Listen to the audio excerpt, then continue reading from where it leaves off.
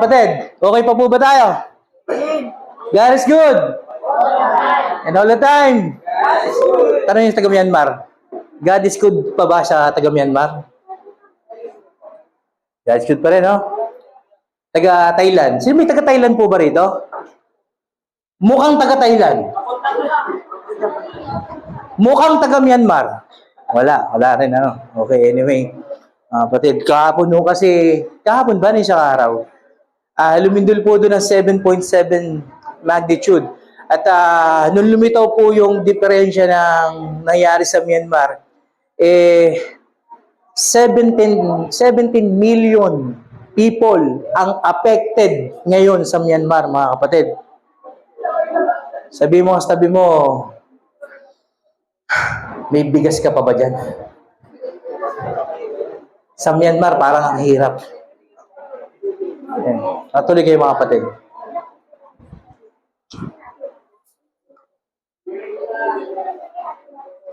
Tayo po'y manalangin sa Panginoon.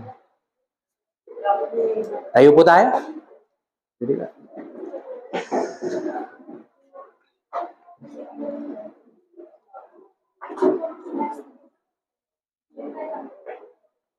Turn up yung mga cellphone natin, ha, mga kapatid. Wala magsi-cellphone, ha. Ako napuyat kagagawa ng sermon, eh. Kaya wala dapat hindi makikinig. Anyway, Panginoon, salamat po sa iyong biyaya ngayong umagang ito. Salamat po, Panginoon, at nakarating kami sa loob ng isang linggo, Panginoon, na bakbakan sa buhay. Narito kami, Panginoon, pinagtagumpay mo po kami, O Diyos. Salamat po at nawa po, Ama, sa aming kalagitnaan, kayo po, Panginoon, ang patuloy na aming maranasan. Ako po na yung lingkod na gagamitin, Panginoon, ay tago mo sa iyong likuran. Lord, kung di dahil sa iyo, hindi ko po magagawa ang mga bagay nito, Panginoon. Kung titingnan ko ako sa sarili, wala po akong magagawa. Pero dahil ikaw ang Diyos na makapangyarihan sa lahat, Panginoon, nawa po, Ama, ang iyong salita ay ma-connect po namin sa bawat isa, Panginoon, at maunawaan, Panginoon. Salamat po, Diyos. Buong pagpapakumbaba po kami nagpapasakop sa iyong kalooban. Maranasan ka po namin, Panginoon. At nawa po, Lord, sinasaway po namin ang lahat ng gawa ng kaaway. Anumang istorbo sa pakikinig, Panginoon. Kayo po ang patuloy na sa amin ay sumama, ang iyong Santong Espiritu sa amin ay gumalaw sa bawat isa. Purihin ka, O Diyos. Ito po ang aming samot dalangin sa pangalan ni Jesus. Amen. Amen. Praise God! Pag madilim, ano ang ating unang nasa isip? Pag nag-brownout, ano ang kagad hinahanap mo? Kandila kagad, di ba? Bakit? Kasi tayo mga lumaki sa mga may edad na, talagang karaniwan ang hinahanap natin pagka nag-brown out, kandila. Ngayon, tanong tayo. Di ba lahat tayo? Tapos nga rito yung kamay na talagang sa kanya, I am a Christian. Tapos mo naman, pagka hindi ka nagtas, I am the devil ka. Lahat po tayo ay mananampalataya ng Panginoon. Amen po ba? But anyway, tatanungin ko pa, sabi po ng Biblia, lahat daw po ng mga mananampalataya ay liwanag. Yon, tama po ba? Tanong mo, sabi mo, nagliliwanag ka pa ba? Okay. Ngayon tanong, kung liwanag ka, anong klase ng liwanag ka? Anong liwanag ka? Parang ganito ka ba?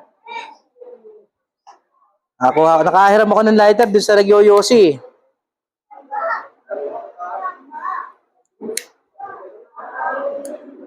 Okay. Tama naman. You are the light. Diba? Pero, you are the light. Pag natapatan lang ng hangin, you are the light. Tapos pag hinipan ng bad breath, patay ka agad. Hindi namatay siya, bad breath. Joke lang. Nag-toothbrush ako. Okay, mga kapatid. You are the light. Yes. Pero what kind of light of you? Anong klaseng may mic pala, no? May mic pala. Anong klaseng liwanag po tayo, mga kapatid? Di ba? Itong kandila, yes, kapag ka nasa dilim ka, sure ako, magliliwanag ka. Di ba? Magliliwanag ka talaga. Oy, namatay na. Kita nyo, hindi, aday. Init.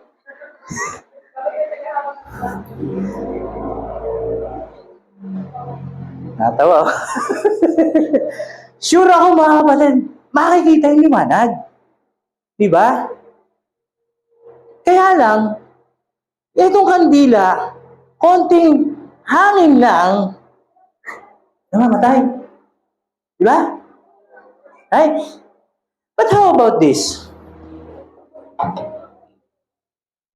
Pakilakasan nga lahat ang ventilador.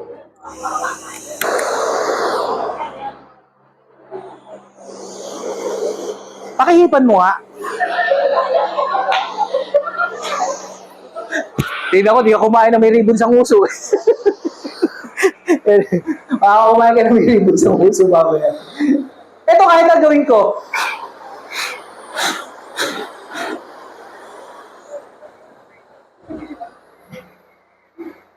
Ayaw talagang mamatay eh. Ayaw talagang mamatay mga kapatid. Bakit kaya? Bakit?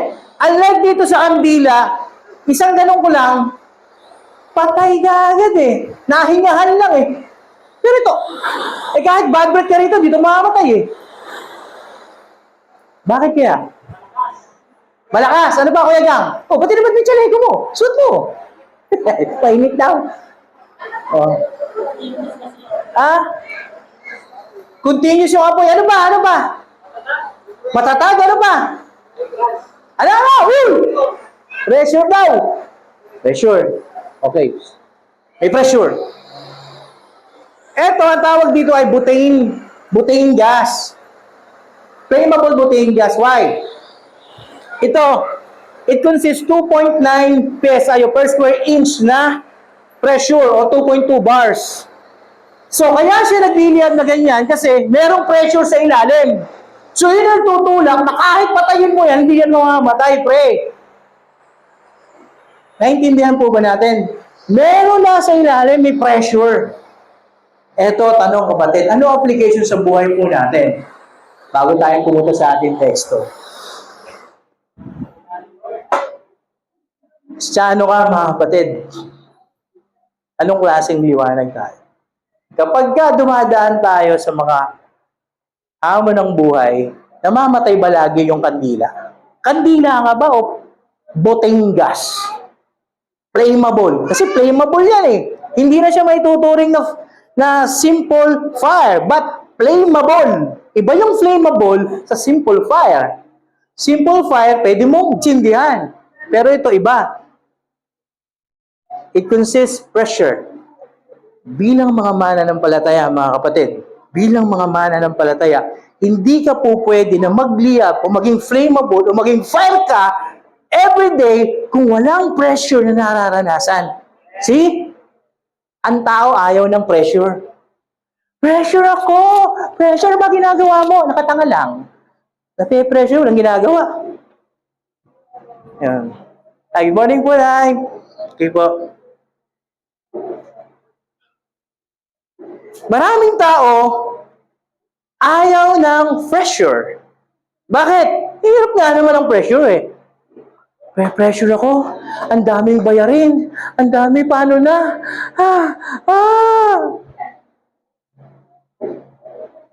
Alam niyo ba ang mananampalataya? Kaya hindi ganun kadali mga kapatid na maging Kristiyano. Being a Christian, dapat accept mo na, tanggap mo na, assist mo na sarili mo, you will experience pressure in your life. Tama po ba? Pag walang pressure, hindi ka magliliyab. Amen po? Diba? Kagaya nito kanina, may pressure eh.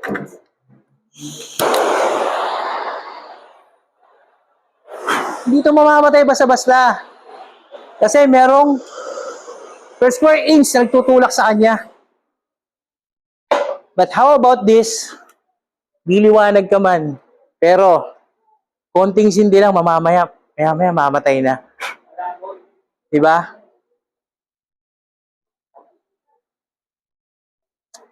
Sinabi kayo mga kapatid kasi lahat po tayo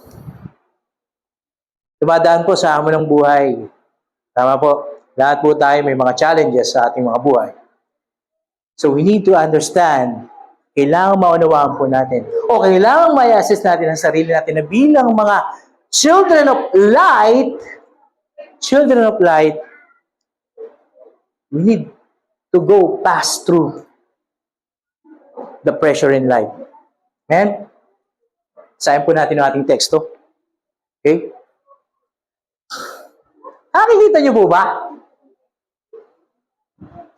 Sa Tagalog ko na lang po babasahin. Luke chapter 16 verse 1 to 13. Nakikita po ba? Okay. Nagkwento pa si Jesus sa mga tagasunod niya. May isang mayaman na may katiwala. Nabalitaan niyang nilustay ng katiwalang ito ang mga ari-arian niya. Nabalitaan, nilistay parang past tense na. Sa English kasi iba po ang version Pero titingnan lang po natin mamaya. Kaya pinatawag niya ang katiwalang ito at itinanong, ano ba itong naririnig ko tungkol sa iyo? Kasagap ng chismis yung may-ari. Kwentahin na natin, pinagkatiwala ako sa iyo dahil aalisin na kita bilang katiwala. Pinagbantaan na. Sa English naman, from now on, you are fired. Alam ko, sabi niya, naisip ng katiwala, ano kaya ang gagawin ko? Aalisin na ako bilang katiwala. Hindi ko kakayanin ang mabibigat na trabaho tulad ng paghuhukay at nahihiya naman akong mamalimos. Alam ko na. Gagawa ako ng paraan para tanggapin ako ng mga tao sa tahanan nila kapag inalis na ako sa trabaho ko. Isa-isa niyang ipinatawag ang mga may utang sa amo niya. Tinanong niya ang una, magkano ang utang mo sa amo ko? Sumagot ito, 100 banga ng langis ng olibo po. Heto ang kasulatan ng pagkakautang mo. Maupo ka. Pinaupo talaga. Kinonsolidate na. At isulat mo ang 50 na lang ang utang mo, sabi ng katiwala. At itinanong naman niya ang isa pa. At ikaw, magkano ang utang mo? Sumagot ito, 100 sako ng trigo po. Heto ang kasulatan ng pagkakautang mo. Isulat mo, 80 na lang ang utang mo, sabi ng katiwala. Verse 8, nang malaman ng amo ang ginawa ng madayang katiwala or unjust manager, pinuri niya ang kanyang katiwala dahil kumilos ito ng may karunungan. Sabagat mas marunong ang mga taong makamundo kaysa sa mga taong naliwanagan na tungkol sa Diyos. Kaya sinasabi ko sa inyo, gamitin ninyo sa pakikipagkaibigan ang kayamanan ninyo sa mundong ito para kapag naubos man ito ay may tatanggap naman sa inyo sa tahanang walang hanggan. Verse 10, ang taong mapagkakatiwalaan sa maliit na bagay ay mapagkakatiwalaan din sa malalaking bagay. At ang taong madaya sa maliit na bagay ay magiging madaya rin sa malalaking bagay. Kaya kung hindi kayo mapagkakatiwalaan sa mga kayamanan ng mundong ito, sino ang magtitiwala sa inyo ng tunay na kayamanan? At kung hindi kayo mapagkakatiwalaan sa kayamanan ng iba, sino ang magbibigay sa inyo ng kayamanan na talagang para sa inyo? Purihin ng Diyos, mga kapatid. So, ang teksto po niyan sa Book of Luke, chapter 6, verse 1. Doon po sa verse 15, binasa ko po yun. Yan po yung time na kinakastigo si Lord, binabatikos. So, mula dun sa chapter 15 na yun, parable of coins, parable of sheep, lost sheep. So, doon pinatutungkulin, pinakiringgan niya yung mga Pharisee. Ngayon, pagdating dito sa chapter 16, ibinaling niya yung pakikipag-usap niya sa mga alagad. Nagkwento ngayon siya. Ayan, okay. Ito na nga yung shrewd manager. Pag sinabing shrewd, hindi naman siya totally cunning o yung tuso. Shrewd meaning matalinong galawan ito. Matalinong galawan pagdating sa sanlibutan na ang kapakinabangan para sa kanya lang. Yun ang ibig sabihin ng shrewd. Hindi para sa iba, kundi para sa kanya lang. Ngayon ito, manager to, kapatid. Pansinin po natin, Tingnan po natin yung naging dilema o naging problema ng shrewd manager o nung unjust manager. Tingnan po natin ano, kasi dito nung binabasa ko, ilang linggo na rin po ito eh. Marami pong mga pagbuli-buli ang naano ko rito dahil naturuan nga tayo nila Bishop ng ano eh, ni Bishop ng what, when, why, ayan. So, medyo napapractice po natin ano. Nakita ko po rito, meron 5 dilema na na-experience yung shrewd managers. Number 1 is yung he accused, inakusahan kaagad siya. Number 2, his job will take away from him. O, tatanggalin siya sa trabaho. Number 3, wala siyang kapasidad para magtrabaho ng sa sarili niyang kamay, yung mabibigat na trabaho. At number 4, eto, kasi 'di ba, narinig daw nung boss niya, may nagchuchu. Number 4, some people around him are against in him. At number 5, he's under pressure of circumstances. Yan yung 5 nakita ko na dilema nung shrewd manager o yung hindi raw tapat na tagapangasiwa. Ngayon mga kapatid, iniisip ko, accused lang naman eh. Hindi ko nabasa rito na he is proven. Oh. Siya ay napatunayan sa akusasyon sa kanya. Wala naman eh. Naturingan siyang unjust nung gumawa niya na siya ng bagay. O nabansagan na siya or napatunayan na hindi siya tapat nung gumawa na siya ng bagay. Ngayon, ano nagtulak sa kanya kung bakit agawa siya ng ganung bagay?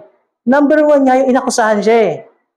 Alam niyo mga kapatid, maraming mga realizations sa mukha nito sa buhay po natin ngayon. Taas po rito yung namamasukan. May mamasukan, di ba? Di ba? Hindi ibig sabihin, may boss tayo. May amo. Tama. Ito mga katotohanan po niyan eh. Pagka gusto ng amo na tatanggalin ka, wala kang magawa talaga eh. Yun ang problema minsan sa pamamasukan.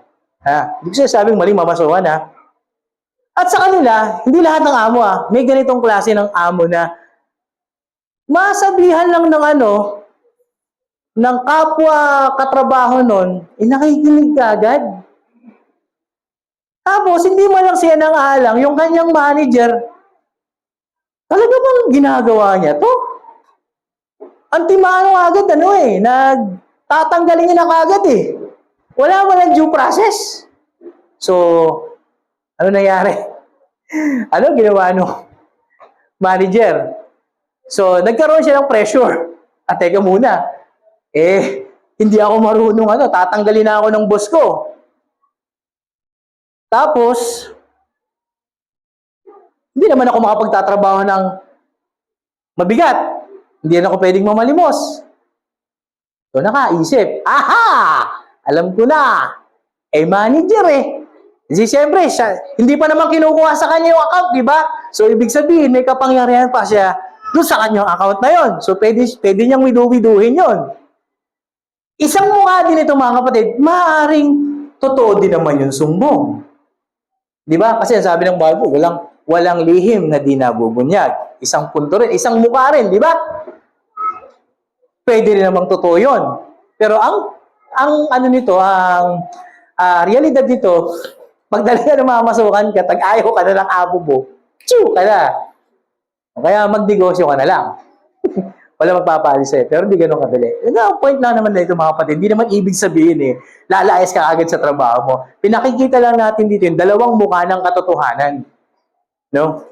Pwedeng masipag yung manager, o pwede naman talagang kurakot. Kaya lang, wala sinabi yung Bible dun sa first verse ng mga binabanggit. Dun lang sa verse 8. Nabanggit na unjust kasi may ginawa na siya. Tama po, naiintindihan po ba natin? Nandiyan po ba tayo mga kapatid? Okay, mga kapatid,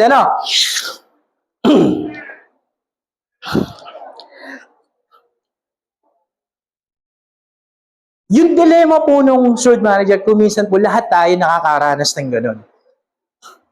Lahat po tayo, nakakakusahan. Kahit sa church. Marami nag-i-split na church dahil sa accusation. Nakakalungkot lang, sa kabilang mukha, matino ang ginagawa ng tao, Inaayos niya yung trabaho niya, napagaganda niya yung kanyang tungkulin, tapos sa isang ano lang, masisira ka. Sino ka-experience ng ganun?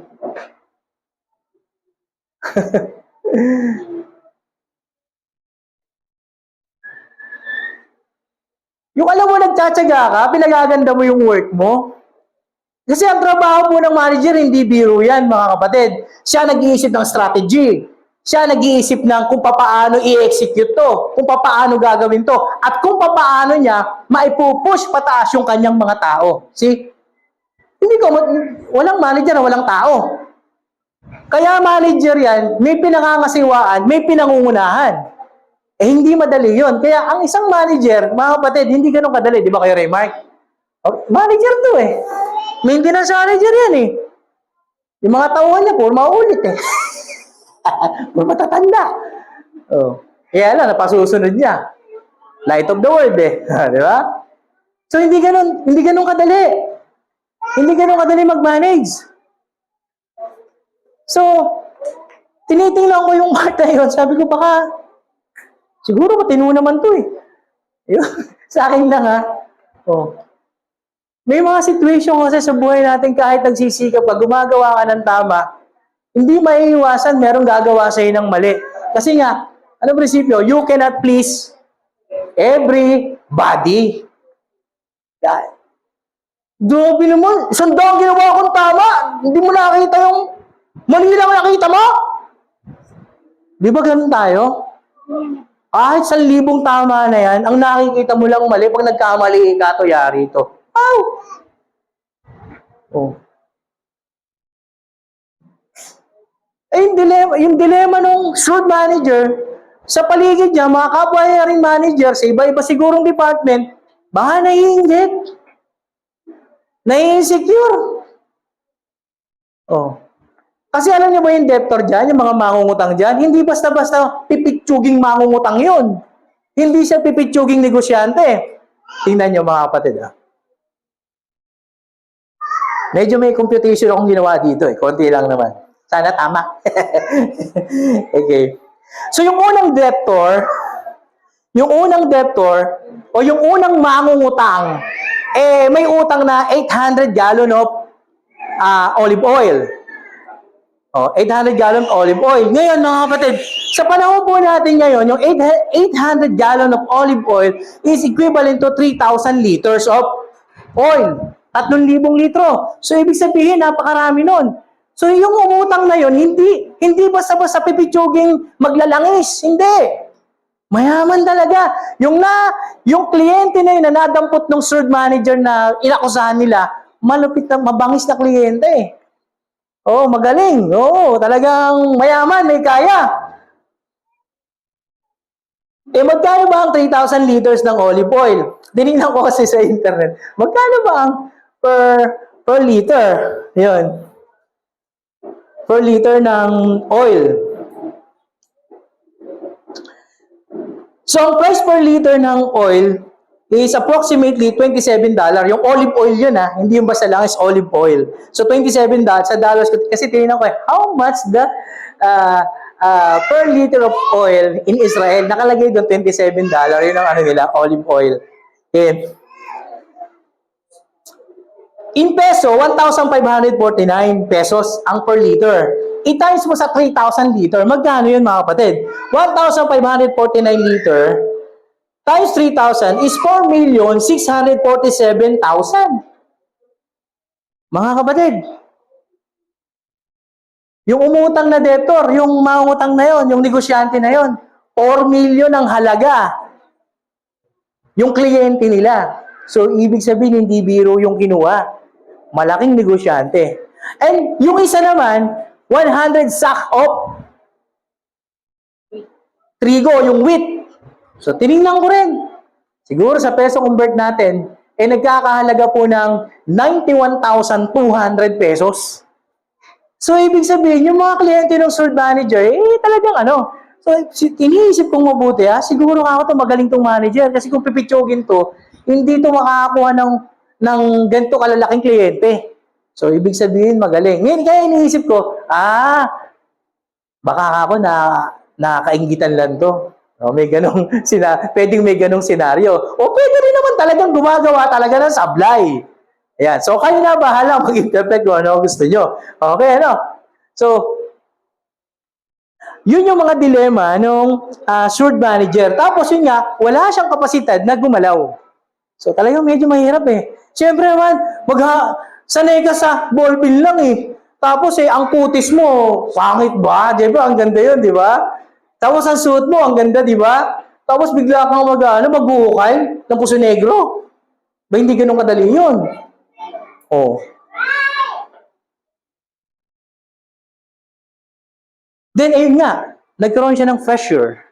Pressure, bakit? Siyempre, wala siyang kakain, wala siyang trabaho eh. Eh kung may pamilya pa yung tao, paano na? Wala talaga. So, yun na nagtulak sa kanya para gumawa ng paraan. Ano sabi niya? Aha! Alam ko na! Gagawa ako ng paraan para tanggapin ako ng mga tao sa tahanan nila. Kapag inalis nila ako sa trabaho ko, isa-isa niyang ipinatawag ang mga may utang sa amo niya. Ayan na, eto na yung strategy mga kapatid. Gumawa na ng paraan. Eh syempre, paano kung di gagawa ng paraan? Umugutom ka. Di ba? Gumawa ng paraan. Gumawa ng paraan ngayon. So, yun nga ang paraan niya. O magkano utang mo? Ikaw, Brother Joel, ikaw, magkano utang mo? Ha? 3,000 litro ng laki. So, sige, gawin mo kalahati. Naku naman. Di ba, sabi ko kanina, ang pagtaya natin, ang utang nung debtor na yun na olive oil is 4,647,000. Ano sabi nung gawin mo lang ikang kalahati. Ilista mo, eto, lista mo. Pirmahan mo sa PO, ako na magbabasa. Eh, syempre, matutuwa yan, mga kapatid. Kung bakit ko kasi kinuwenta, tinitingnan ko, gaano ba kalaki yung tatanggapin siya? Eh, kasi naniniwala siya, tatanggapin siya eh. Ang laki nung confidence niya na pagka tinanggal ako, tatanggapin siya. Tiningnan ko magkano yung natipid nung mangungutang na yun. So, 4.6 million divide 2 is 2.3 million o 2,323,500 pesos yung hindi nababayaran ng isang debtor o ng isang mangungutang na businessman. Imagine, kapatid, ikaw negosyante ka. Negosyante nga eh. Deklara pa dyan, worldly, makamundo. Di ba? So, syempre, paano ka naman di mapapathank you nun? Right? Amen po, paano ka di mapapathank you nun? Hindi nga. Kalahati na lang. Lista mo. Kalahati. O di, ano ginawa nun? Meron na siya kagad pondo dun sa tao. Utang na loob. Di ba? Yung pangalawa, eto na. Yung 100 sacks of rice. Bushels kasi sa English, bushels eh. Kinuha ko na lang sa Tagalog. Sack of trigo, wheat. So, ang isang sako ng trigo, ang isang kilo ng trigo, nagkakahalaga ng $0.32. Times 50, $16. So, i-convert sa peso, 912 pesos. So, 912 pesos times 100. So, $16 times 100 is $1,600. Convert to pesos, so 91,200. Range ng 57 pesos. 91,200. Ngayon, sabi niya, gawin mo na lang, pre. Gawin mo na lang 80. Ilan yung nabawas? 20 kagad. Naku naman. Panalong-panalo yung Di ba? So, instead na 91,200, naging 72,000 na lang. 72,960 or more or less. Magkano yung nalis sa utang niya? 18,240. Mga kapatid, tingnan nyo. Magawa siya ng paraan. Utak Bakit? Nagbabaka sa siya at confident siya na tatanggapin talaga siya. Imagine mo, 2 milyon ba naman yung hindi mo pa nabayaran eh. Eh, syempre, ikaw ang manager. Pinasosoli pa lang naman sa iyo yung account. Wala siyang magawa. Wala magagawa yung may-ari. Dahil siya pa rin ang may kapangyarihan doon eh. Pagka soli ko sa iyo na account, bahala ka, tanggalin mo ko, hindi, okay lang sa akin. Di ba, matalino? Di ba, tuso ba? Hindi naman siya tuso kung tutusin eh. Matalino lang talaga, mga kapatid. O, ibang klaseng mag-isip. Pero ito, hindi deklaraan, believer yun, ha? O.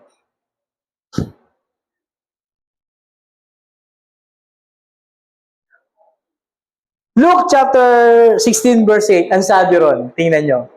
Nang malaman ng amo na ginawa ng madayang katiwala, pinuri niya ang kanyang katiwala dahil kumilos ito ng may karunungan, sapagkat mas marunong ang mga taong makamundo kaysa sa mga taong naliwanagan na tungkol sa Diyos. Mga kapatid, hindi niya controversial yung verse na yan. Akala nila pinupuri ni Lord yung ginawa o yung masamang ginawa ng tao. Ang pinuri lang naman doon, yung mayaman, hindi si Lord yun, ha? Huwag tayo magkamali na it refers to God. Hindi, ha? Pinuri siya dahil kumilo siya ng may karunungan. Tumalino eh. Hindi ba? Mga kapatid, ano po sa atin dito ng Lord? Kung yung mga makasanlibutan, matalino ang galawan, tayo mga mananampalataya o light of the world, hindi ba tayo mas matalino sa paggawa, pero in the light of the world? In the light, sa kanila, in the world, pero tayo in the light of the Word of God. Amen. Tingnan po natin yung verse 8 na yan. Sabi ng Lord, sapagkat mas marunong ang mga taong makamundo kaysa sa mga taong naliwanagan na tungkol sa Diyos. Papayag ka ba nun, mga kapatid? Papayag ka ba? Oh. Mas matalino sa atin yung yung makamundo, yung mga taong tatagay-tagay lang. Ha? Yung tatamad-tamad lang, gagala-gala lang. Papayag ka. Ha? Ganito yan.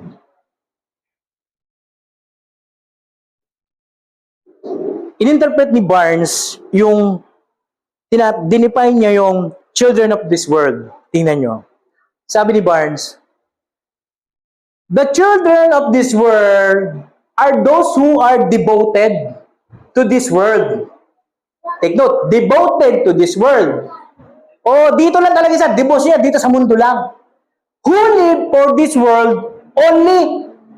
Na nabubuhay lang, para lang sa mundong ito. Who are careful only to obtain property and to provide for their temporal necessity, temporary necessity. Temporary. It does not mean that they are especially wicked or profligate, but only that they are worldly and anxious about earthly things. Sabi niya ni Barnes, siyang commentator po ng Bible. So, ang mga tao raw dito sa mundo, mga makamundo, talagang concern lang talaga dito sa buhay dito. Alam niyo yung mga tao mabait naman pero puro trabaho lang. Nakakita ka na ba ng ganon? Hindi siya believer pero puro trabaho siya. Ako, may kapatid akong ganon eh. Na concern sa mga bagay na nandito sa mundo, hindi pang eternal. So, yung sword manager, unbeliever yun. Saan siya nakapokus? Humakbang siya sa isang bagay na, matalino ginawa niya, pero tama, mali. Tama, mali. Mali yun. Unjust eh. Meron ako isang commentary na basa. Sabi nung commentary, natawa ako eh. Ang totoo, hindi naman ika talaga unjust yun. Winave lang ika niya yung commission niya. Ay ko, pinagbatayan ko pa rin. Ano ba sinulat ni Luke? Ang gustong palabasin nung sumulat, unjust eh. Sinulat di unjust nga. Doon napatunayan. Kasi ginawa ng tao eh. So, mali ang ginawa ng tao, pero matalino yung ginawa niya. Matalinong pamamaraan ang ginamit niya. Ito naman, children of light. Sabi ni Barnes, children of light are those who have been enlightened from above, who are Christian. Kapatid, Kristiyano tayo. Amen po, ano? Iba ang orientation sa'yo. Iba ang orientation sa ating mga mananampalataya. Tingnan nyo. Basahin nyo. Pakibuklat nga. Yung mabilis. 1 Peter 2:18. 1 Peter 2:18. Basa! Basa! Walang Bible! 1 Peter 2:18. Ang sabi ron? Oh.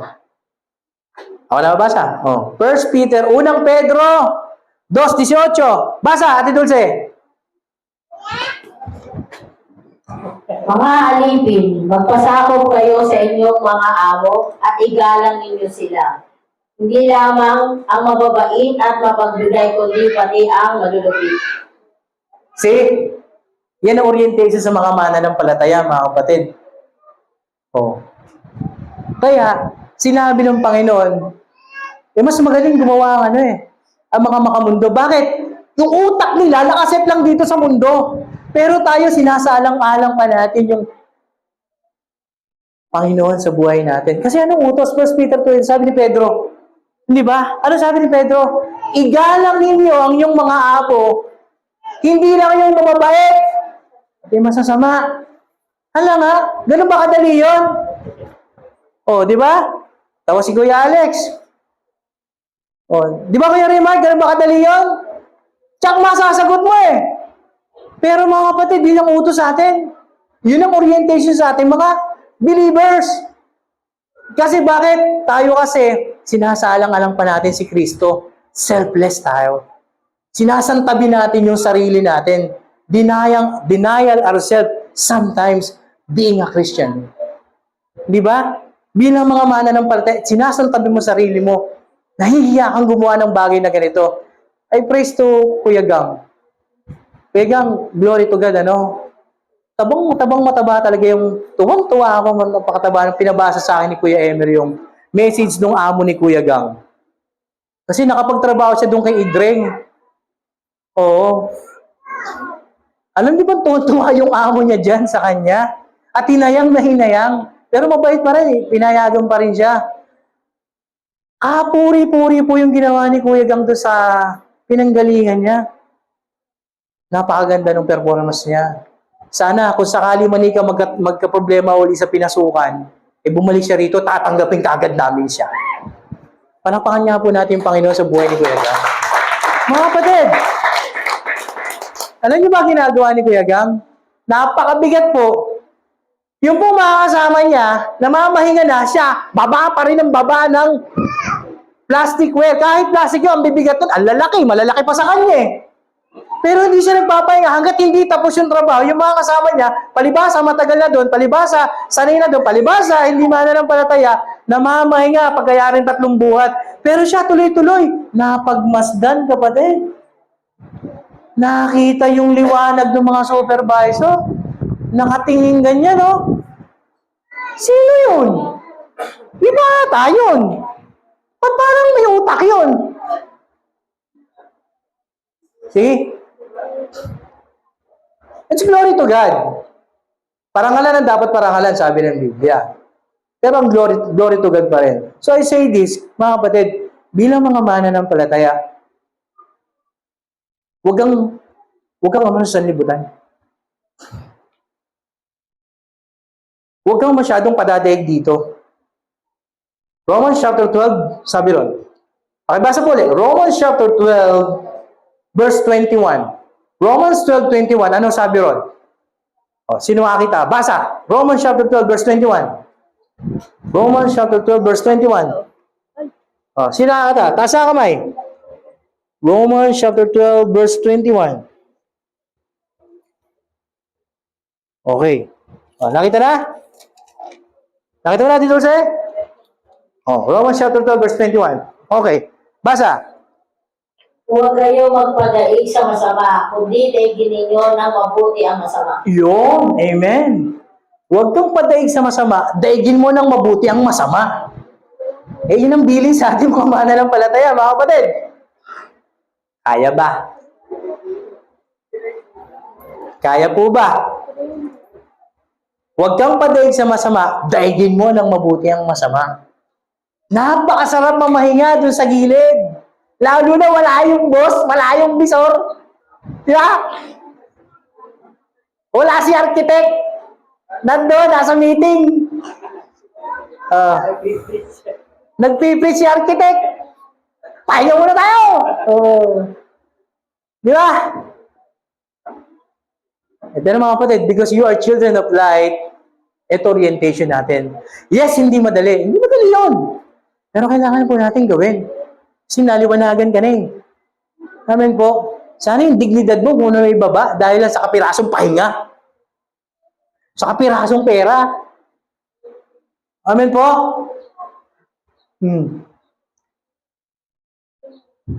Masa? Okay. Bilang mga mananampalataya po, kinakailangan po talaga na makita yung liwanag po natin. Kaya nga illustration ko kanina, okay, liwanag ka, pero hindi sapat yung kandila lang. Na maging manatili ka lang kandila. Kasi ito, patay ka agad. Patay ka agad, di ba? Konting pagod lang, ala ka na. Pero pag gaganito ka, ay, pasumabog. Okay. Kung ganito ka mga kapatid, yung pressure ng pag-ibig mo sa Panginoon, pressure ng pagtitiwala mo, pressure ng pagsunod mo sa Kanya, iyan ang magpapanatili sa malakas na apoy, malakas na liwanag na meron ka. Amen?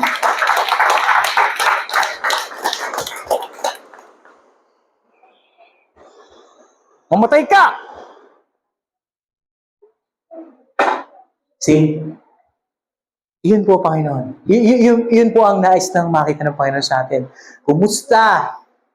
Kumusta yung pagsunod natin? Kumusta yung light mo? Itinutulak pa ba ng pressure ng pagmamahal mo sa Panginoon? Itinutulak pa ba ng pressure ng pagsunod mo sa salita ng Diyos? Oh, yes, liwanag ka. Pero pag napaypayan ka ni Satanas, pahinga ka na. Wala na, ayaw na. Pag may mga hamon sa buhay, totoo naman, di naman ganun talaga kadaling umarap sa hamon eh. Di ba, Ate Dulce? Eh, minsan, aminin natin, talagang yung liwanag mo, mapupundi talaga yan. Pero, always, alalahanin po natin. Sabi ng Panginoon, do not be anxious about everything. But pray in anything. Yun po ang nais ng Diyos. Binibilin po ng Panginoon. Hindi tayo pwedeng maglingkod ng sabay. Sabi ron, walang aliping makapaglilingkod ng sabay sa verse 13 ng sabay sa dalawang amo sapagkat tatanggihan niya ang isa at susundin naman ang isa. Mga kapatid, sa ayaw at sa gusto na minsan, malalagay ka sa ganong sitwasyon. Anong pipiliin mo? Pag sinabing sabay na maglilingkod, wala makapagsasabi. Ibig sabihin nun, kahit mali ito, hindi mo pipiliin, naglilingkod ka. Kahit alam mong malalagay ka sa alanganin, pipiliin mo pa rin yung kalooban ng Panginoon. Tamang paglilingkod yun. Mga kapatid, sa pinanggalingan namin ni Brother Richard dati, wala pa si Richard noon, that was 2009, nagkaroon ng union. Union. Yung mga kasamahan ko, mga kasabayan ko, nag-union. Oh, 2008 nakakilala ko, so 1 year pa lang, kainitan ko noon. Tapos si Yula, hindi pa nailalabas. Malapit pa lang ilabas. That was September. Nangyari yung union, June. Mga kapatid, halos karamihan ng kasama ko, kasabayan ko, nasa 50 ata, nag-union. Di ang natira na lang, 20 kami na lang. Eto amo, siste. Yung management, nagpalabas ng kasulatan na papirmahan mo ika ito, sabi dun sa manager, papirmahan mo ika ito sa lahat. Yung ika hindi pipirma, tanggalin mo. Dahil union yan. Sa likod ako, operator ako. Basa lang ako ng basa. Ang nakalagay doon sa sulat, ako po ay si ganito, ay kumakalas na po sa samahan na ito. Yan, ganun nakalagay. Bla bla bla bla. Hindi ko matanggap kasi unang-una, hindi ako kasali doon. Wala akong pakialam sa kanila. Basta sa akin, sumusunod lang ako dito sa Word of God, maglingkod, 1 Peter 2:18. Pinuntahan ba naman ako ng amo, ng manager? Ba naman sa akin, pirmahan mo to, Bal. Alas 4 ng hapon. Kung hindi mo to pipirmahan, sabi ko, sir, paano ko naman pipirmahan? Yan, hindi naman ako kasali dyan. Naglilingkod ako dito, nag-ooperate na ako rito. Hindi ako kasali dyan. Hindi. Kung hindi mo to pipirmahan, alas 7, tatanggalin kita. Kasama ka. Ganyan talaga, tatanggalin kita. Sir, kayo po bahala. Kayo po bahala. Pero tinindigan ko tong fake pananampalataya. Ba't ako pipirma? Hindi naman ako kasali. Di parang inamin ko, kasali na ako. Alas 7, dumating alas 7. Di ko talaga inakyat. But from around 4 p.m. to 6 p.m., ay praising God, nagpupuri ako sa Panginoon.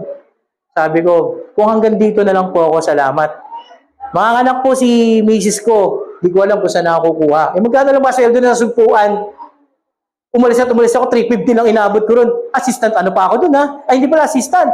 Maintenance head pa ako dun. Diyos ko pa. Di ba? Pasan mo daigdig, 350. Anyway, hindi na yun sa akin eh. So, eto na. Hindi ako makiat. Bumaba siya alas 8. Sabi ko, Lord, salamat sa iyo. Balali ka. Mababa na yung tono. Balali ka. Sir, ano po yun? Ako, personal, glory to God, hinahangaan ko yung pananampalataya mo. Alam ko naman na hindi ka talaga kasali sa union. At alam ko kung paano ka magtrabaho rito. Pumalatag ka na, hindi ka makasama dyan. Sige, dito ka na lang. Mag-stay ka na lang dito. See? Kapag titindig ka sa liwanag, minsan yung mga tao na yung mga nasa mundo, tatakutin ka lang yan eh. Pinahintulot ng Diyos sa mangyari yon para makita kung tunay ba nananangan ako sa salita ng Diyos. Pinananganan ko yun. Glory to God po glory to God. Glory to God. Simula nagsunod-sunod ang takbo ng karir ko, mga kapatid. Yun nga lang, di pa rin tumaas yung sweldo. Ganun pa rin. Eto matindi, pre. Ginawa na ako, siyempre, Kristiyano na ako. Ang dami kong inaatinan ng mga seminars, ang dami kong inaatinan. Sabi ni Pastor, punta ka doon. Attend ka dito sa conference, attend ka rito sa Di pa alam ako ng paalam kay Sir. Sir. Sabi ni manager, Bal. Walang maliwan. Walang mag-overhaul. Yun ang problema na ako. Palibasa, nangyari yon 9 years, 2000 nakapasok ako doon. So, tumakbo, nasa 8 taon na nandun ako. So, marunong ako mag-overhaul ng mga machines. Lahat. Alam ko. Pray, Lord, Panginoon, kailangan ko mag-training ng 4. Kasi kung hindi ako mapapayagan. Sir, tinapat ko, Sir, nasa ministry ako. Hindi habang panahon nandito po ako. Kinakailangan ko, Sir, na tugunan tong gawain ng Panginoon. Ganyan sa palala. Ano gagawin mo? Sir, give me 1 year. Magte-training ako ng 4 hanggang 5 na operator marunong mag-overhaul. Wala ka siya? Ba? Okay yan Sige po. Sige, Bal. Go! Kapatid, nagkataon nung time na yun, 2009, 6 na makina ang i-overhaul sa loob ng 1 taon. Pinahintulot ng Lord. Tinuruan ko 5. Natuto! Natuto! Bagamat medyo mainitin ang ulo ko dati. Talagang binabalatayin nga ako sila. Pero natuto sila. Kumabila ang taon. Nagpaalam na ako. Sir, eto nga pala yung 5. Marunong mag-overhaul. Gusto niyo po bang makita? Dinocuments ko lahat eh. Alam niyo ba ginawa niya sa akin? Inisyuhan niya ako ng cellphone. Inisyuhan niya ako ng laptop. Binigyan pa ako ng allowance si Sandaan. Diba? Why? May desires to serve God eh. So nakapag-create ako ng mga operator. Merong Ramil, merong Guillermo, merong merong Rick, merong Gabriel. Kaya kada paalam po, sir, may lakad ka. Opo may maiiwan ba doon? Meron po. Okay. Puri ng Panginoon, sabi ko. Minsan mga kapatid, mahirap po talaga mag-manage. Pinagkatiwalaan ako doon Pero alang-alang sa Panginoon, kailangan mong gawin, kailangan maging matalino ka. Huwag kang matakot na, baka palitan ka rito. Kapag tingin ka na, wala akong pakialam doon. Kasi pag ako inisyon ng Diyos dito, wala na akong magagawa doon. Ang mahalaga, ma-ready ko, makapag-set up ako ng matitigas. Baka potential na operator. Nangyari yun, mga kapatid, sinamahan ako ng Panginoon. Nakapag-reach ako ng matitigas. Submit din sa akin, kasi alam nila ako maigsi ang pasensya ko Pero nakita nila, naging disciple. At take note lahat yun nakakilala kay Lord. Lahat sila, until now, Sir ang tawag sa akin. Lord to God, Di ko sinasabing yung isa minsan bumili dun sa amin. Si Jobert, Sir Bal. Kumusta na? Sir, nasa Atkins na ako. Ayos Ano ka dun? Operator, Sir. Okay Sir, salamat dun sa tinuro mo. Kung di mo ako tinuruan Sir, hindi ako matatanggap dun. Kumanga sila nung idinipros ko yung Sir, 4 na cooling tower Sir, salamat ka. Sabi ko, buti hindi ka napikon sa akin. Nung namura kita, Sir, di ako mapipikon. Baka kasi suntukin mo ako hindi ako mura Baka makita ko lolo ko So, buti naman alam mo. Anyway, thank God. Kahit nasa trabaho ka, pwede ka magliwanag. Hindi mo pwede kompromiso yung salita ng Diyos. Kailangan ang salita ng Diyos pa rin na mangunguna kasi idedepensa ka ng Panginoon. Yung inaakala mo na ganito mangyayari, hindi gagawin ng Diyos, hindi papahintulot ng Diyos yan. Bakit? Kasi ang Diyos ang priority mo. Makakaranas ka ng himala pag gumawa ka ng bago para sa Diyos. Okay? Ito rin sa church, mga kapatid. Marami ko nakikita rito, potential na leader. Dito, hindi pinoproblema, may tatayo ba rito? Maraming tatayo rito. So, ano lang ang kailangan? Paano ko palalabasin ang potential ng mga yan? Yun ang trabaho ng manager. Paano lalabas ang potential ng mga to? Dahil kung di ko mapapalabas ang potential ng mga yan, bibilang na naman tayo ng mahabang panahon. You need. Kailangan mapaangat mo ang potential kasi may kakayanan ng bawat isa. Tama po? Amen? Di ba, Jolo? Paano kung lalabas ang potential mo? Ang galing na lang gagawin mo. Sasama kita.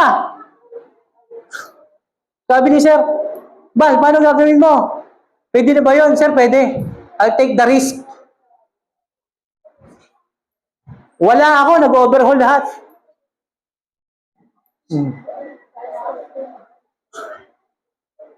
Tungkulin po natin bilang manager sa ating mga tahanan. Paano mo palalabasin ang potential ng mga anak mo? Paano lalabas ang potential yan para makakita ka ng mga leader?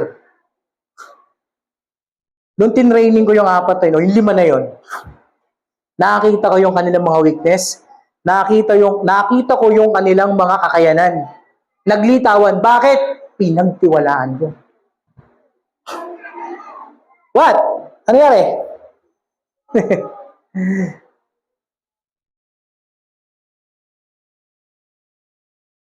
Di ba pag pinagtitiwalaan ka, ang saya-saya? Di, sa totoo lang.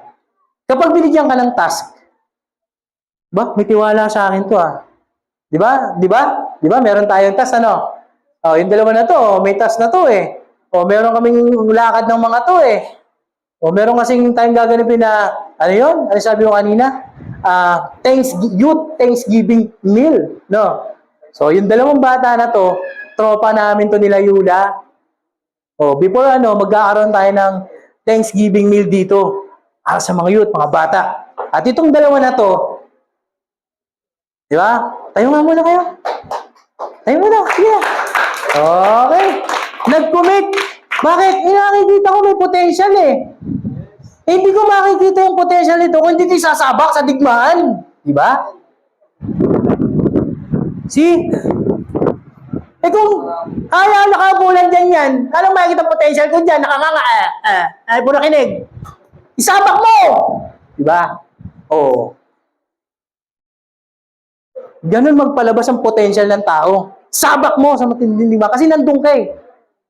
Uy, sinabak ko yung mga bataan ko dun eh. Di ako. For 5 years, kahit saan ako pumunta, kung saan ako napupunta noon, walang problema sa pinapasukan ko. Bakit? Nakapag-grace ako eh. Ganun din dito sa church. Kapag nakapag-grace tayo na matitinik na leader, sigurado, yung bilang na to, kunti lang to. Dadami to. Bakit? Potential eh. Naglitawan eh. Nakakita mo eh. Sinabak mo eh. Hindi naman makikita ang kakayanan yan kapag hindi mo sinabak. See? Talaga naman eh. Hindi matututo si Yulang gumawa ng fried bawang kung hindi ko hinayaan na 1 kilo muna yung nasayang. Dikit oras na, nasayang pa yung bawang. Wala akong magagawa eh. Sinalang kuli ng isa, perfect na. Lumitaw yung kakayanan niya. Natutunan niya. Hayaan mo siya. Hayaan mo gumalaw. Para makita mo yung kakayanan niyan. At pag nakita mo yung kakayanan niyan, kahinaan niyan, doon tayo ngayon naalalay. Trabaho ng manager yan. O, yun ang ginawa ko dun sa amin. O, kaya nung kami nila Richard nung araw, Brother Richard. Brother Val! Kailangan ng 12. G12 pa kasi kami nun eh. 12. O, kasama ka. Ilan na na-create ko? 34! Dami. Isang damula sa aming bahay nun. 34 namin. Yun. Bawat isa. Pag may nakita akong potential na, o sige, mag-share ka nga rito. Binibigyan ko na ng task. Kasi, nililitaw yung kakayanan eh. Nag-i-invite ngayon. Eh kasi nga, may task na siya. Nagkakaroon siya ng fuel. Siyempre kahit paano gusto rin niyang mapanood. Yung ganong nagtitake advantage ako dun sa tao. Kasi, siyempre, kahit pa, dahil bata pa, gusto niya makita siya, mag-i-invite yan. So, pag nag-invite, share ako ngayon ng gospel yung na-invite. Nakakakilala, mga kapatid. Marami nakakilala, lalo na to. Munti ko nang ayain na uminom to para lang makakilala eh. See? Mga kapatid, tayo mga lingkod ng Panginoon, tungkulin natin, dalhin ang tao kay Kristo. Tungkulin natin, makakilala ang maraming tao sa Panginoon. But, you need to stay in your light. At yung light na yon, wag lang kandila. Gawin mong pressurize. Para malakas. Amen? Masa po. Nakita ko rin po doon, strategy ng shrewd managers, yung building relationship. Napakahalaga niyan. Building relationship. Di ba? Ano ginawa niya? Sa wari ba, tinawag lang niya yan. Ay, pre, halika rito. Mayaman yan eh. Siyempre, ayayin niya yun. Eh, manager siya. Ayayin niya yung maayos. Pre, tayo. Kain muna tayo. Kwentuhan muna tayo. Nagtanim muna siya ng relasyon dun sa dalawang debtor. Ayayin muna tayo. In-establish niya yung relationship na dun sa dalawa. Siyempre, kailangan niya i-secure eh. Pag hindi niya sinecure, yari siya. So, gumawa siya ng paraan. Nagtanim ng relasyon. Yan ang pinakamahalaga sa ating mga mananampalataya. You need to sow relationship. Kung gusto mo magdala sa Panginoon sa tao, huwag muna kagad share ng Bible. Taniman mo muna ng mabuting pakikitungo at mabuting karakter. Amen? Amen po ba, mga kapatid? Ilang barbecue na yung napakain ko, kaya maraming naligtas na soul. May mga nagbabarbecue, kakain ako, kunwari, kahit ayoko. Pero sinisharean ko, kasi may sharamil. O, nanggugulpe, nangbubugbog ng asawa.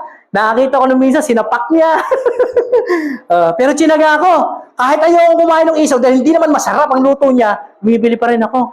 Panginoon, ilang isaw po ba kakainin ko rin para maligtas si tao? Kapatid, tinugon ako ng Panginoon, naligtas. Umiiyak yung asawa na nagtitestimony na yung tao. Right? Nagtanim muna ako ng relasyon eh. Binungkal ko muna. Oh. Binungkal ko muna yung puso. Pinakibagayan ko muna. Tinignan ko muna kung paano siya mapakitunguhan. Parang si Buddy Richard. Nasaan na si Richard ngayon? Ma'am Carol, teka lang. Parang lumayas ata eh. Hanapin ko na lang. Di ba kinunta kita noon? Bro, nasaan ka na? Ito. Okay. Yun. So, nung nakita kami ni Richard, nakapasok ko sa supuan. That was the time na nadala ko si Richard sa Panginoon. Glory to God. It's glory to God. Why? Nagtanim muna ako ng relasyon eh. Binuo ko muna yung relasyon ko sa tao bago ko siya saksakan ng mga monotomo sa salita ng Diyos. Kinuha ko muna yung tiwala niya. Bakit? Malinaw ang intensyon ko eh. Ang linaw eh. Daling siya sa Panginoon eh. Magliwanag ka. Praise God. Napakahalaga ng pagtatanim ng relasyon natin. Kaya lang, huwag ka magtatanim ng relasyon. Iisihin mo ha. Baka anong relasyon yung tatanim mo dyan ha. Ha? Huwag ka mag-conquest ng maganda ha. May in love ka. Easy ka lang. Kasi sabi ni Marie, totoo naman eh. Maraming Kristiyanong palpak. Kinonquest sexy. Ano yun? Pag alam mo may in love ka, huwag mo kukunkwesin yan. May asawa ka eh. Di ba? Tapos, ayaw mo kausapin kasi depende sa mukha. Ang bihira ka naman ka ako. Kung mo yung mukha, mukhang hindi mo i-maintindihan, hindi mo na kinausap. Gano'n eh, di ba? Ini-entertain, depende sa mukha. Di ba? So mga kapatid, building relationship is more important, the best important. Kasi ang Panginoon, tingnan mo, si Pedro, ano ginawa niya? At di ba hinilaban niya? Halika rito, Pedro! Hindi! Inabot muna yan, tinaniman muna ng relasyon. Pedro, yes po. Pakihulog mo nga yung lambat. Lord, come on! Pambira ka naman, Lord. Ano tingin mo sa amin? May hinang making isda. Araw ngayon, ano mahuli dyan? Pambira ka naman, Lord. Pedro, ihulog mo. Anyway, you say so. Yun na nga, ihulog ko na. Hinulog ni Pedro. Ano nangyari? Ang daming nahuli, di ba? Halos magkansisira yung lambat. Ano sabi ni Pedro? Lord, lumayo ka sa akin. Ako'y kasalita na. Hindi ko kaya. Pedro, tumayo ka dyan. Huwag kang corny. Mula ngayon, pamamalakaya ka ng tao. Ano ang ginawa? Binusog muna ni Lord. Pinakain muna. Kaya ako, hindi ako naniwala, hindi ako nagganong agis sa turuan mo ikang mamingwit. Pag mo yan. Bago ko turuan mamingwit yan, bumusugin ko muna ng maintindihan niya yung ituturo ko sa kanya. See, nang sa gayon, mapaamo ko yan. Pero pag natuturuan mo kagad mamingwit, gutom na eh. Paano matututo yan? Busugin mo muna. Di ba, Kuya Alex? Ginamit ang batang Red Horse, no? Hindi yan. Hindi. Hindi naman. Anyway, mga kapatid, number 2 yun, di ba? Build relationship. At yung number 3, eto na. Ano ginawa ng third manager? Sinicure niya kagad. Strategy na. Strategy number 1, ano yung strategy number 1? Ano? Strategy number 1 is reduce debt. Yon, binawasan niya yung utang. Strategy number 2, nag-build siya ng relationship. Strategy number 3 is ito. Strategy number 3, sinicure niya na. Sinicure niya na yung kanyang kinabukasan. Di ba? O kaya nagtanim siya ng relasyon, kaya ibinaba niya yung ganong katindi, ganong kautak yung third manager na yon. Okay, sige, makasanlibutan siya. O sige, pero minsan tama. May pagkakataon, natatama. Di ba? Ngayon, kung ang mga unbeliever nagagawang magtanim ng tamang relasyon sa tao, how much more tayo mga mananampalataya? Paano ka magtatanim ng tamang relasyon sa kapwa mo? Paano? Yung ginawa ka ng mali, pagkakataon yun. Kang gaganti. Ang sabi sa Bible? Huwag kang gaganti sa akin ang paghihiganti. Sabi ni Pablo, daigin mo ng mabuti ang masama. Pag may gumawa ng mali sa'yo, baka ipinahintulot yon para maabot mo yung tao. Bagong lipat kami itong kila Kuya Manny, pambira naman. May alagang kambing yung kapitbahay namin, si Mang Nandeng. Abi, kagagawa ko na ng aming kusina. Abi, hindi pa naman tumalon. Abi, wasak yung kusina namin eh. Mananampalataya na ako nun. Hindi ako kumibo. Kaya atiin na ako nagreklamo. Ano ako kumibo? Dumaan ang panahon. Hayaan ko na lang. Dumating yung time na ginamit si Kamandeng sa amin ng Panginoon. Hal, wala ka bang malilipatan? Doon na lang sa amin. Ayun. Doon kami nakatira ngayon. Ang ganda ng aming nilipatan. Kahit pa paano. Di ba, Nay? Malamig-lamig. Kahit mainit, malamig. Maluwag. Eh, kung ginawa ko ng pangit yung matanda na yon, o, di ba? Ano mangyayari? So, sometimes, may bibigay ang Diyos sa'yo na opposite sa gusto mo mangyayari. Para matesting yung kabutihan, para matesting yung, kung ikaw talaga ay binago na ng Panginoon, bibigyan ka ng Diyos ng buwisit na tao. Di ba, Ate May? Oh, pinabarangay siya. O, pero wala silang narinig sa tao. No comment.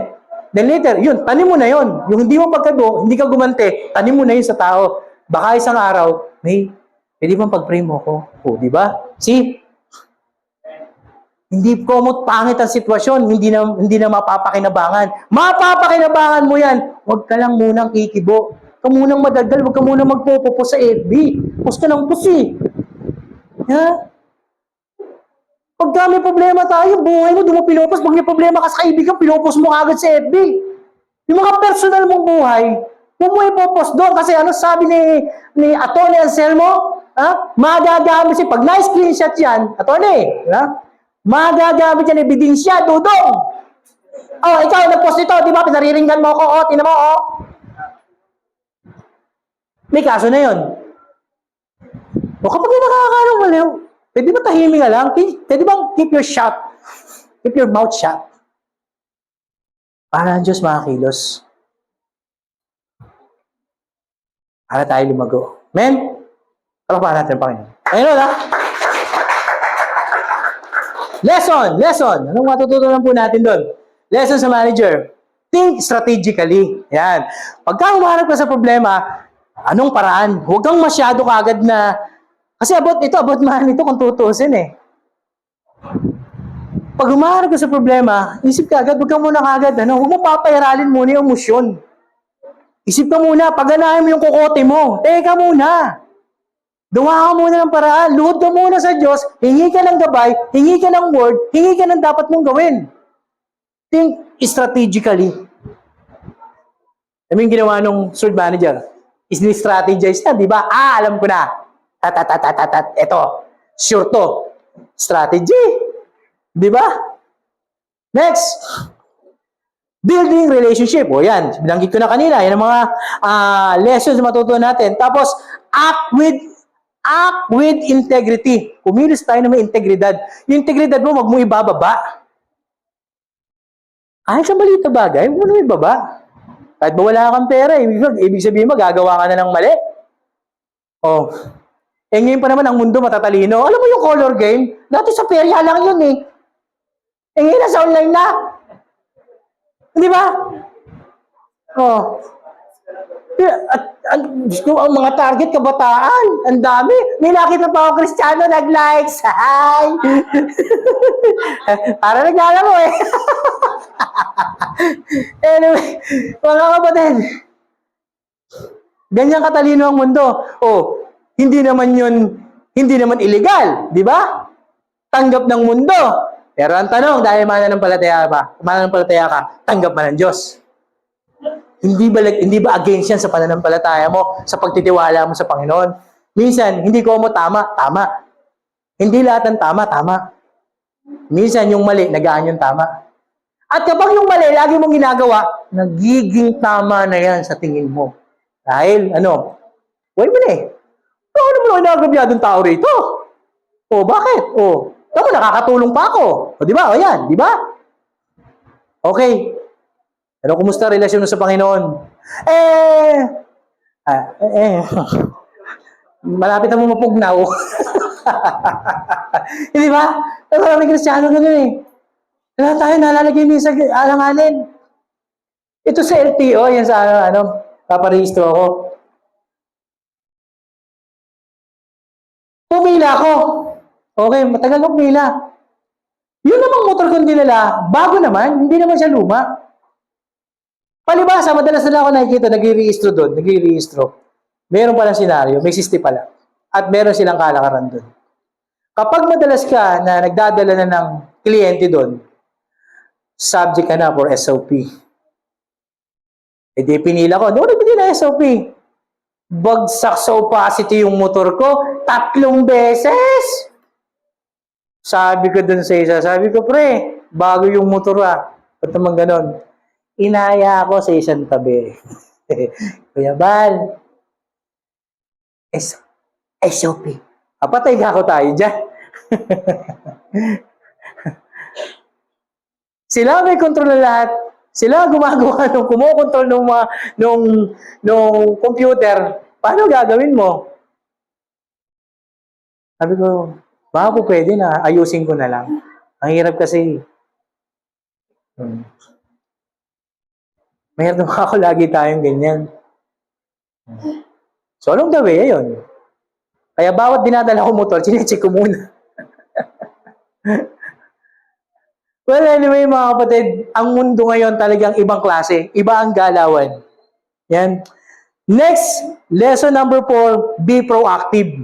Pag sinabing proactive, mabilis kagad. Na-action na niya kagad. O, team student manager. Nung sinabi sa kanya, tatanggal na kita ngayon, wala ka na. Isip kagad siya ng paraan. Okay. Alam mo yun, proactive. Tayo mga mananampalataya, dapat proactive ka rin sa spiritual life mo. Pag nakikita mo sumasablay ka na, humihina ka na, mag-charge ka na, matend ka ng gawain, magbasa ka ng Bible. Amen.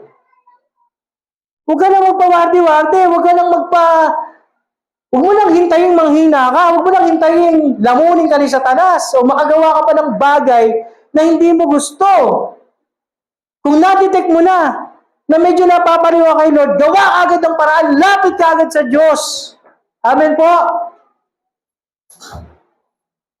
Last, ito na, biblical principle. Biblical po, Bishop. Biblical principle for management. Ito na nga, 3 bagay. Number 1 is stewardship. Number 2 is accountability. And number 3 is yung integrity. Stewardship, yung dapat mapagkatiwalaan tayo ng Panginoon. Sinasabi naman niya nagtiwalaan ka sa maliit na bagay, sana naman pagtiwalaan ka sa malalaking bagay din. Pag hindi pa pwedeng tumatagal tayo sa gawain ng Panginoon, sa maliit na bagay lang, di ka mapagtiwalaan. Stewardship, kasama dyan yung maturity, paglago po natin. Hindi po pwedeng manatili kang ganyan, bansot, maramdamin, hindi po pwede.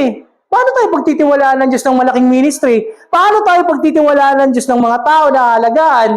Kung tayo mismo, sarili natin, hindi natin mapangalagaan. Amen po? Sarili mo natin, hindi natin mapakasiwaan ng maayos. Hindi natin makwelyuhan.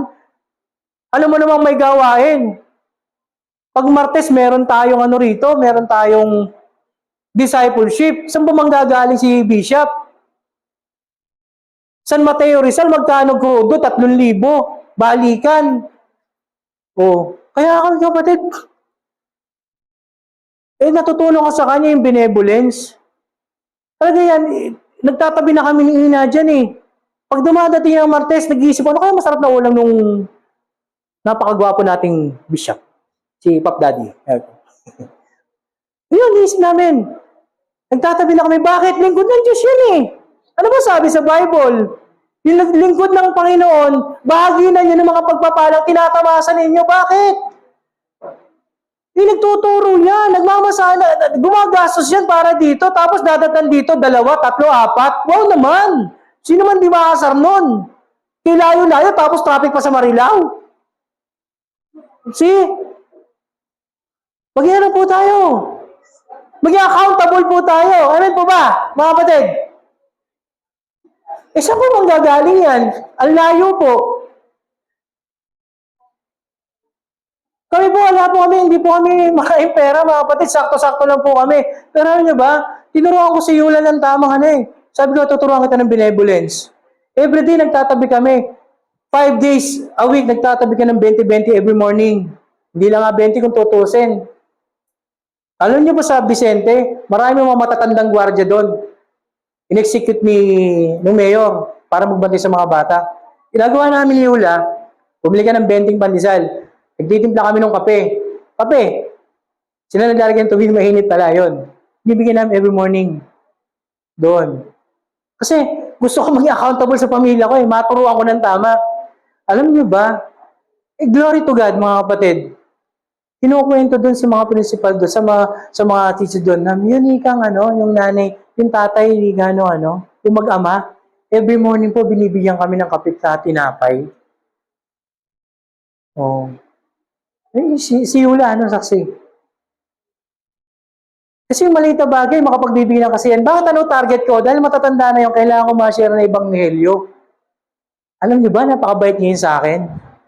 At may petsa na ako kung kailan ko sila share ng Word of God, isa-isa. Bakit? Nakuha ko na yung kalooban The power of bread and coffee. Hindi ba? The power of bread and coffee. Dahil nahilot ko na yung kanilang mga puso, "Hoy, kuya, kumusta po? Good morning po." Yan. Oh, salamat po, salamat. Hindi niya pag sinare ko yung mabuting balita sa kanila, madali nilang tatanggapin. Presto, bakit? Nagtanim na ako Nagtanim na ako. At ang Lord naman, hindi mo nagpapabaya. Katapusan ngayon, mga kapatid, 4,000 ang babayaran namin. Sana ako kukuha, Lord. Hindi kami nakapagtinda. Kapatid, buti na lang yung pamangking ko. Nahipo. Tito Bal, bigyan kita 2,000. Ha? Hindi nga. Oo, opo Tito Bal, kasi nakalimutan ko pa ibigay ito na may sakit si Brief ganun ba? Salamat, salamat. O, di nakabayad kami kanina, kompleto. Glory to God. Sometimes, you need to sow. Ano muna? Di mapagkatiwalaan ka ng Diyos. Hindi naman kung wala kang pera, hindi ka natutulong. Hindi katwiran yan. Huwag kayo minsan magpapaniwala sa mga napapanood sa FB. Kailangan mo na, buuin mo na ang sarili mo bago ka tumulong. Tsaka balikan sila. Kahit sa maliit na bagay, makakatulong ka, makapagbibigay ka ng ngiti at pag-asa sa tao. A small amount. Pantisan, 2 pirasong kape. Ililigtas mo yung buhay ng tao. Ang Diyos hindi mo nagpapabaya. Tiwalaan. Labanan ng pagtitiwala ito, mga kapatid, bilang mga mananampalataya. Bilang steward, pinagkatiwalaan ng Panginoon sa mga bagay na mahalaga. Pero ano pa man yan, mapagtiwalaan tayo. Mapagtiwalaan tayo. Amin po. Palakpakan po natin ang Panginoon. Amen. Remember, you are a Christian. You need to put the pressure, love of God, and love of the Word of God para lumakas, maging flammable ang buhay Kristiyano mo, mga kapatid. Amen? Palakpakan natin si Lord. Bishop, maraming salamat po at baka po meron po yung karagdagan pa po. At